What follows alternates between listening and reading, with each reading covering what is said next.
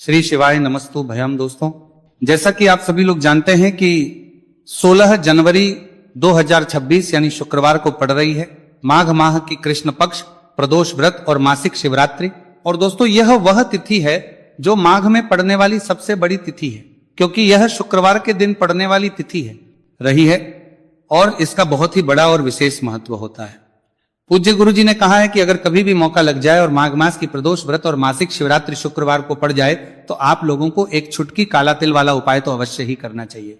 इन दोनों का संयोग बहुत कम आता है और इसी के साथ में गुरु जी ने अपनी शिव पुराण कथा में बताया है कि इस दिन आपको एक छुटकी काला तिल वाला उपाय तो आपको अवश्य ही करना चाहिए, क्योंकि ऐसा दिन पूरे साल में सिर्फ एक ही बार आता है। और दोस्तों, आप सभी लोग जानते हो कि शुक्रवार प्रदोष व्रत का अगर सबसे बड़ा कोई उपाय है तो एक छुटकी काला तिल वाला उपाय। तो दोस्तों, शुक्रवार प्रदोष व्रत के दिन आप लोगों को इस एक छुटकी काला तिल वाला उपाय को जरूर करना है। बहुत सारे लोग होंगे जिन लोगों ने इस उपाय को ना किया हो, मतलब पूरा महीना निकल गया, उन्होंने किसी भी दिन इस एक छुटकी काला तिल वाला उपाय को ना किया हो। पर दोस्तों, आपके पास एक आखिरी मौका बचा हुआ है जो कि 16 जनवरी शुक्रवार प्रदोष व्रत के दिन है। तो इस दिन आप लोगों को इस वाले उपाय को जरूर कर लेना है। भले ही आपने पूरे महीने भर इस उपाय को ना किया हो, पर अगर आप इस माघ मास के शुक्रवार प्रदोष व्रत के दिन अगर इस वाले उपाय को कर लिया तो आपको इस उपाय को करने का वो फल मिलेगा जिसकी आपने कभी कल्पना भी नहीं करी होगी। इसीलिए आप लोग इस वाले उपाय को एक बार जरूर कर लेना है ताकि आप लोगों के हाथ से ये मौका ना जा सके और आपको इस उपाय को करने का फल मिल सके। दोस्तों, ये उपाय पंडित जी ने अपनी अभी के ही श्री शिव महापुराण की कथा में बताया है, जिस उपाय को आज हम आपको बहुत अच्छे से समझाने वाले हैं। वीडियो को देखने के बाद इस उपाय को समझने के लिए आपको कोई और वीडियो को देखने की जरूरत नहीं पड़ेगी। तो चलिए दोस्तों, उपाय को शुरू करते हैं। देखिए, ये इस माघ मास के शुक्रवार प्रदोष व्रत के दिन ये इतना खास होता है, इतना महत्वपूर्ण होता है, देखा गया है। कभी कभी बड़े बड़े पूजा पाठ अनुष्ठान से जो मनोकामना पूर्ण नहीं होते, वो माघ मास के शुक्रवार प्रदोष व्रत के दिन एक छोटे से उपाय करने से ही आपकी मनोकामना पूर्ण हो जाती है। और बहुत सारे लोगों ने इस उपाय को किया भी है और उनको इसको करने का फल भी जरूर मिला है। अगर आप लोग भी इस उपाय को करना चाहते हैं तो आप इस उपाय को पहले अच्छे से समझ लेना, सुन लेना, उसके बाद करना। आपको इस उपाय का फल जरूर मिलेगा और इस उपाय को कर लेने से आपके घर में चाहे किसी भी प्रकार की दुहक और समस्या क्यों ना चल रही हो, आपको उसका कारण भी नहीं पता है कि भाई ये समस्या किस कारण से चल रही है। उसका कुछ भी कारण हो सकता है, जैसे पितृदोष हो सकता है, किसी भी तरह का मंगल दोष भी हो सकता है। तो इस दिन आप लोगों को यह वाला उपाय कर लेना है। ये एक ऐसा उपाय है जिस उपाय को अगर किसी विशेष दिन पर किया जाए तो भाई उस विशेष दिन का जो है वह तो हमें मिलता ही मिलता है, पर हमने उस दिन पर इस उपाय को किया है तो हमें उससे भी बड़ा फल मिलता है और फल बहुत जल्दी मिलता है, क्योंकि आप इस उपाय को बहुत ही बड़े और विशेष दिन पर कर रहे हो। तो चलिए अब उपाय के बारे में बात करते हैं। उससे पहले आप लोगों को यह जानना आवश्यक है कि आखिर यह उपाय किस समय करना है, किसको करना है और कैसे करना है। तो चलिए हम आगे आपको वीडियो में एक एक करके बता देते हैं। लेकिन उससे पहले अगर आप लोग हमारे चैनल पर पहली बार आए हैं या फिर मेरी आवाज आज पहली बार सुन रहे हैं तो हमारे चैनल को सब्सक्राइब जरूर कर लेना और इस वीडियो को लाइक करके कमेंट बॉक्स में श्री शिवाय नमस्तु भयम ओम नमः शिवाय जरूर टाइप कर देना। तो दोस्तों, इस एक छुटकी काला तिल वाला उपाय को हमें इस शुक्रवार प्रदोष व्रत के दिन कैसे करना है, किसको करना है, किस समय करना है और कहां पर करना है, ये सारे सवालों के जवाब आपको इस वीडियो में मिल जाएंगे। और जो ये वीडियो देखेगा भाई उसको एक छुटकी काला तिल वाला उपाय जरूर करना चाहिए, क्योंकि इस दिन एक छुटकी काला तिल का भी बहुत ही बड़ा और विशेष महत्व होता है। और जब बात आ जाए एक छुटकी काला तिल वाला उपाय की तो यह सोने पर वाली बात हो जाती है और यह एक बहुत ही बड़ा उपाय हो जाता है इस शुक्रवार प्रदोष व्रत का। तो अब दोस्तों, इस एक छुटकी काला तिल वाला उपाय को आखिर करना किसको है, सबसे पहले हम लोग वो बात जान लेते हैं। तो देखो, घर की जो बड़ी माताएं बहनें होती हैं, उन माताओं बहनों में से कोई भी एक बड़ी माता बहन इस वाले उपाय को कर सकती है। और दोस्तों, अगर आप चाहें तो अपने घर में से सभी सदस्यों को भी इस उपाय को करवा सकते हैं। अगर किसी व्यक्ति की खुद की कोई मनोकामना है, खुद की कोई दुख और परेशानी है जो कि वो अपने लिए ही करना चाहता है, इस वाले उपाय को तो वो खुद अपने लिए भी कर सकता है। बाकी अगर कोई घर में से ऐसा है जो कि अपने पूरे घर परिवार की सुख और शांति के लिए यह वाला उपाय करना चाहता है तो भाई वो भी कर सकता है, उसमें भी कोई दिक्कत वाली बात नहीं है। कहने का मतलब यह है कि इस उपाय को हर एक सदस्य भी कर सकता है। और पूरे घर परिवार के सदस्य के लिए घर की बड़ी बहनों में से कोई एक माता बहन भी कर सकती है। माताएं बहनें अगर घर में उपस्थित ना हो या वो ये वाला उपाय ना कर पा रही हो तो फिर घर का कोई बड़ा सदस्य भी इस एक चुटकी काला तिल वाला उपाय को कर सकता है, चाहे फिर वह पुरुष ही क्यों ना हो, उसमें कोई भी दिक्कत वाली बात नहीं है। अब दोस्तों जो अगला प्रश्न निकल कर आता है वह यह आता है इस उपाय को लेकर कि आखिर इस उपाय को हमें किस समय करना है, सुबह के समय करना है कि शाम के समय करना है। तो देखो इस वाले उपाय को आप लोग सुबह भी कर सकते हो और शाम के समय प्रदोष काल में भी कर सकते हो। अब अगर आप पूछो कि भाई सबसे उत्तम समय कौन सा रहेगा इस एक चुटकी काला तिल वाला उपाय को करने का, तो हम आपसे बस यही कहेंगे कि इस उपाय को आप सुबह के समय करेंगे तो ज्यादा बेहतर होगा। बाकी अगर प्रदोष काल शाम के समय भी करेंगे तो भी अच्छा होगा, उसमें कोई भी दिक्कत वाली बात नहीं है। तो अब दोस्तों जो अगली सबसे बड़ी और महत्वपूर्ण बात आती है वह ये आती है कि सुबह अगर हम उपाय को करेंगे तो हमें कितने बजे से लेकर कितने बजे तक के बीच में करना है, और शाम के समय प्रदोष काल में करेंगे तो हमें कितने बजे से लेकर कितने बजे के बीच में करना है। तो देखो सुबह जितनी जल्दी हो सके आप उपाय को करने की कोशिश करना। बाकी अगर किसी कारणवश लेट भी हो जाओ, थोड़ी देर भी हो जाए, तो 10 या 11 बजे तक भी आप उपाय कर लेना, पर 12 बजे से ज्यादा देरी ना हो, ठीक है, इस बात का ध्यान रखना। उसके बाद में दोस्तों अगर के समय प्रदोष काल की बात करें, प्रदोष काल का जो समय है होता है वो शाम के 6 बजे से शुरू हो जाता है। मतलब शाम के 6 बजे से लेकर 7 बजे के बीच का जो समय होता है यह समय प्रदोष काल का समय होता है। तो आप इस उपाय को 7 या 8 बजे के बीच में भी कर सकते हो। मतलब शाम के 6 बजे से रात 8 बजे के बीच में आप कभी भी इस वाले उपाय को कर सकते हो, उसमें कोई भी दिक्कत वाली बात नहीं है। देखिए आज के इस पूरे वीडियो में हम आपको 3 चमत्कारिक उपाय बताने वाले हैं। ये तीनों ही उपाय बहुत खास और बहुत ही विशेष होने वाले हैं। तो चलिए दोस्तों जान लेते हैं गुरुजी द्वारा बताए गए पहले उपाय के बारे में। देखिए यह उपाय आपको अपने परिवार के लिए करना है। यदि आप चाहते हैं कि आपका परिवार का प्रत्येक सदस्य तरक्की करे, उन्हें हर कार्य में सफलता की प्राप्ति हो, तो आपको यह उपाय करना है। तो देखिए इस उपाय को करने के लिए आपको एक आटे का दीपक लेना है। आपको अपने ही घर पर एक एक आटे का दीपक प्रकार से तैयार कर लेना है। अब देखिए दोस्तों इस प्रकार से आटे का दीपक तैयार करने के बाद इसी के साथ में आपको एक चुटकी हल्दी भी लेनी होगी।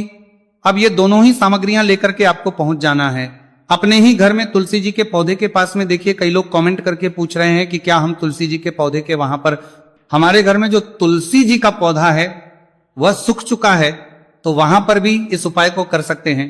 तो हाँ बिल्कुल आप इस उपाय को, जो आपके घर में तुलसी जी का पौधा है वहीं पर आपको यह उपाय करना है। देखिए सबसे पहले तो आपको ये जो उपाय है सूर्यास्त के बाद यानी कि रात्रि के समय में ही करना होगा। अब देखिए सबसे पहले आपके पास जो एक छुटकी हल्दी है उसे आपको तुलसी जी के पौधे में डाल देना है।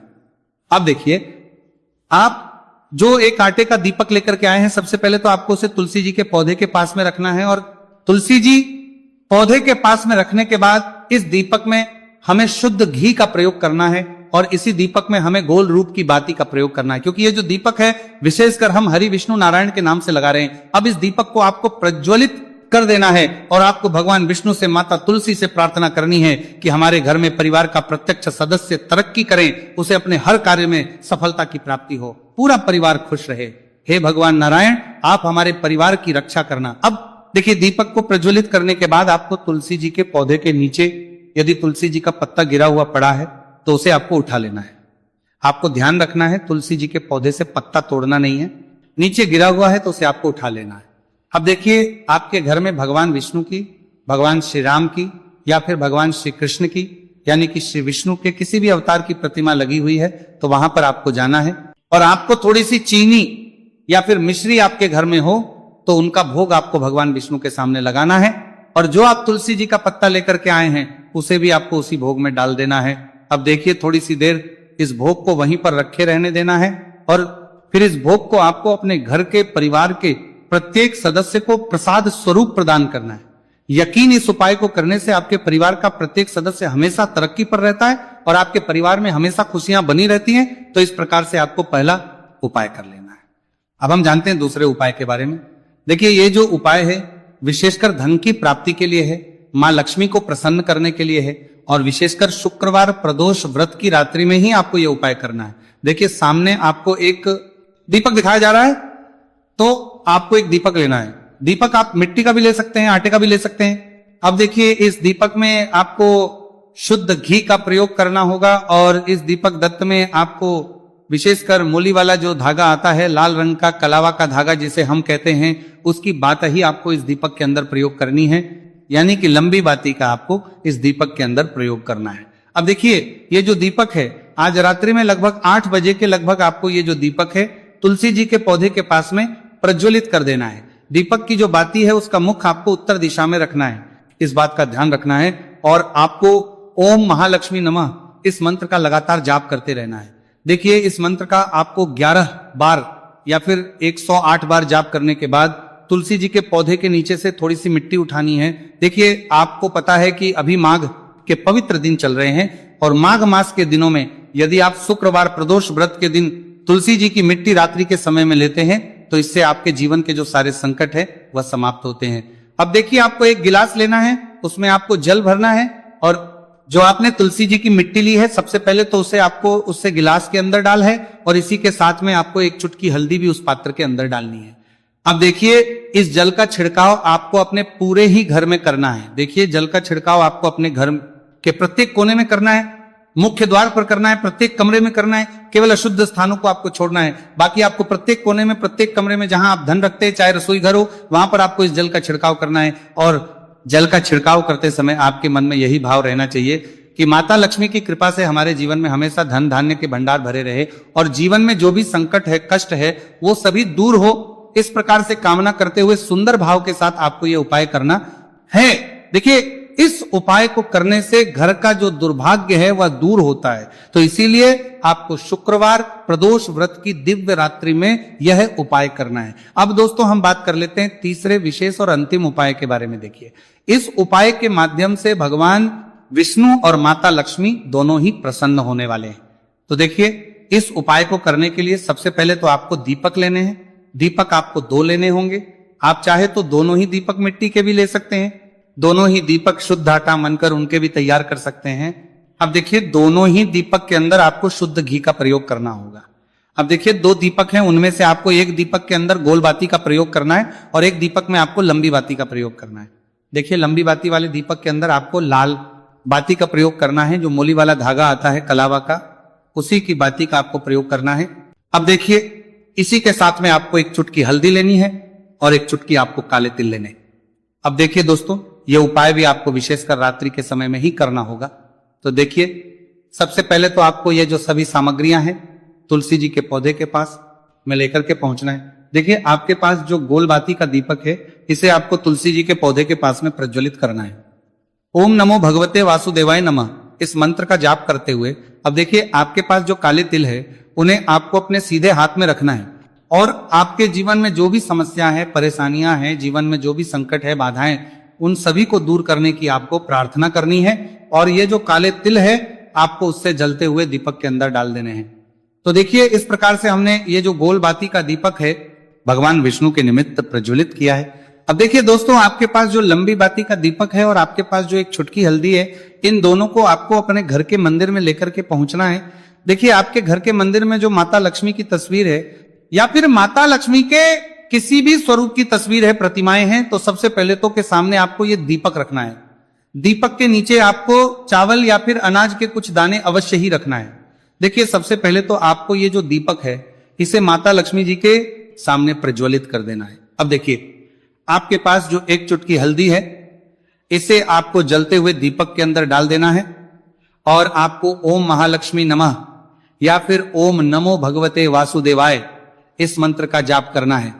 माता लक्ष्मी से आपको प्रार्थना करनी है कि जीवन से जो भी दुर्भाग्य है, दरिद्रता है, उन्हें आप समाप्त करें और हमारे घर में हमेशा सुख, शांति और समृद्धि बनी रहे, इस प्रकार से आपको कामना करनी है।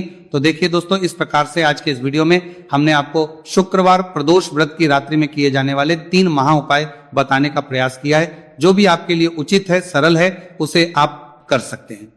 तो दोस्तों, ये थे पूज्य गुरु जी द्वारा बताए गए कुछ बहुत ही खास उपाय। अगर आपको जानकारी अच्छी लगी हो तो वीडियो लाइक करिएगा। मिलते फिर एक नई वीडियो के साथ। श्री शिवाय नमस्तु भयम।